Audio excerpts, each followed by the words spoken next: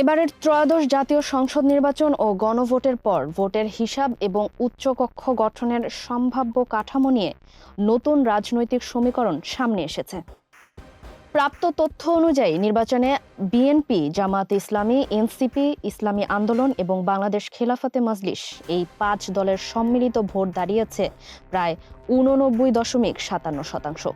অবশিষ্ট ১০.৪৩% ভোটের বড় অংশই গেছে স্বতন্ত্র ও অন্যান্য প্রার্থীদের ঝুলিতে।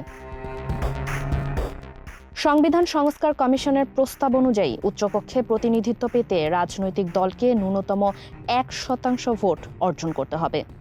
স্বতন্ত্র ও অন্যান্য প্রার্থীর ভোট এই হিসাবে বিবেচনায় আসবে না। সেই হিসাব ধরলে উচ্চকক্ষে আসন বণ্টনে বিএনপির সর্বাধিক সংখ্যাগরিষ্ঠতা পাবে। এরপর থাকবে জামায়াতে ইসলামী সহ অন্য দলগুলো।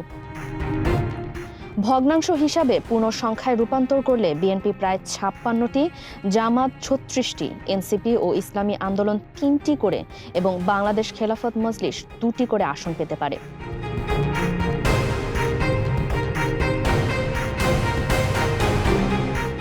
অবস্থান নিয়েছে। সে প্রস্তাব কার্যকর হলে ৩টি সংসদীয় আসনের বিপরীতে একটি করে উচ্চকক্ষের আসন নির্ধারিত হবে। সেক্ষেত্রে ছোট দলগুলোর একটি অংশ উচ্চকক্ষের প্রতিনিধিত্ব থেকে বাদ পড়ার ঝুঁকিতে পড়বে। এদিকে জুলাই সনদের ৪৮টি সংস্কার প্রস্তাবের মধ্যে ৩০টিতে সব দলের ঐকমত্য থাকায় এবং গণভোটে হ্যাঁ জয়ী হওয়ায় সেগুলো বাস্তবায়ন বাধ্যতামূলক হবে। পাশাপাশি গণভোটের প্রশ্নের প্রথম ২ অংশের ৮টি সংস্কারও কার্যকর করতে হবে। তবে নোট অব ডিসেন্ট থাকা বাকি 10টি প্রস্তাব গণভোটে অনুমোদন পেলেও বাধ্যতামূলক নয়, এই শর্তেই গণভোট অনুষ্ঠিত হয়েছিল। ফারিহা আহমেদ, মানবকণ্ঠ।